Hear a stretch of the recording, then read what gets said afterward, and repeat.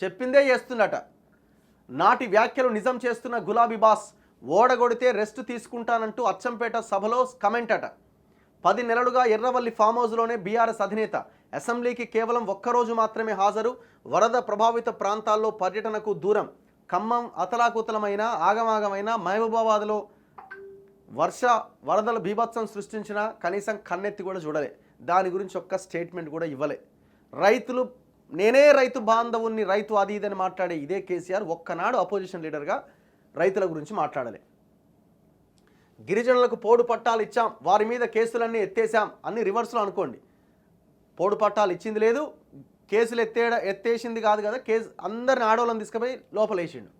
రైతు బంధు ఇచ్చాం, ఎవరిని బలపరచాలి, ఎవరుంటే లాభం జరుగుతుంది అని ఆలోచించి నిర్ణయం తీసుకోండి. కాకపోతే మీరు ఓడగొట్టిండ్రు అనుకో, ఏమున్నది, రెస్ట్ తీసుకుంటా అంతే కదా, మాకు వచ్చేదేం లేదు పోయేదేం లేదు, కానీ నష్టపోయేది ప్రజలే, చెప్పుడు మా బాధ్యత అని ఇట్లా ప్రజల్ని బెదిరించిండు. ఎప్పుడు 2023లో అచ్చంపేట సభలో. ఇప్పుడు ఓడిపోయింది కాబట్టి రెస్ట్ తీసుకుంటున్నట.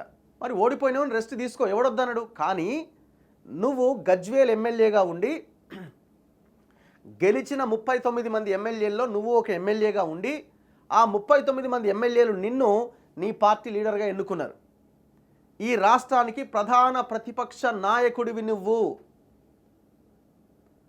రెస్ట్ తీసుకో, ఆ పదవి ఆ పదవి నీ నుంచి వదిలించుకొని నీ కొడుకు ఇస్తావో, అల్లునికి ఇస్తావో, లేకపోతే ఇంకొకరికి ఇస్తావో, నీ పార్టీలు ఇంకొకరికి ఇచ్చాయి, వాళ్ళు ఫైట్ చేస్తారు.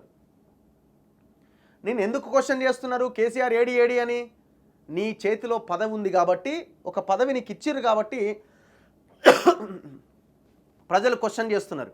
ఒక మంత్రికి ఎంతైతే సెక్యూరిటీ ఉంటుందో, ఒక మంత్రికి ఎంతైతే గౌరవం ఉంటుందో, ఒక మంత్రికి ఎంతైతే ప్రోటోకాల్ ఉంటుందో ఆ ప్రోటోకాల్ నీకు ఉంటుంది. ఎందుకంటే ఒక క్యాబినెట్ హోదాతో కూడిన ప్రతిపక్ష నాయకుడి హోదాలో ఉన్నావు నువ్వేం ఉత్త సామాన్యుడిగా లేవు.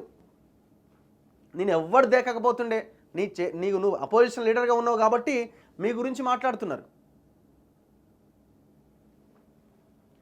ఇప్పుడు నువ్వు ఎంత మీ అల్లుడు కానీ మీ కొడుకు కానీ ఎంత మొత్తుకున్నా మిగతా బీఆర్ఎస్ లీడర్లు ఏడిపోయిండా మీ లీడర్ అని అడుగుతున్నారు. సమాధానం ఏది? నువ్వు ఓనికి అలవకపోతేవి, ఓనికి అపాయింట్మెంట్ ఇవ్వకపోతేవి, ఒకరికి ఇంటర్వ్యూ ఇవ్వకపోతేవి.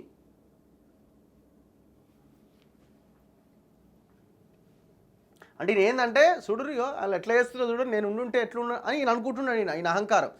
నీకంటే ఎవరైనా పరిపాలనలో బెటరే. నీ అంత దుర్మార్గమైన అరాచకమైన పరిపాలన ఎవ్వడు చేయడు.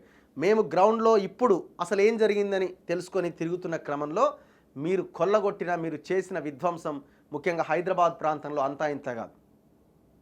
నువ్వు నీ కొడుక్కి మీ బిడ్డకి ఇచ్చిన పెత్తనంతో, అధికారంతో హైదరాబాద్ని సర్వనాశనం చేసిరు. సర్వనాశనం. ఫ్లైఓవర్లు చూపించి ఓట్లు దొబ్బిరు, ఉత్త ఫ్లైఓవర్లు చూపించే. కానీ దాని వెనకాల మీరు చేసిన విధ్వంసం ఏంటి? నువ్వు రెస్టే తీసుకో, ఎవడొద్దంటలేడు, కానీ నీ చేతిలో ఉన్న ప్రధాన ప్రతిపక్ష హోదా పదవి వేరే వాళ్ళకి ఇచ్చేయి. ఎవరు నువ్వు కావాలని అనుకుంటలేరు. కేసీఆర్ని గుర్తు చేసేవాడు ఎవడూ లేడు.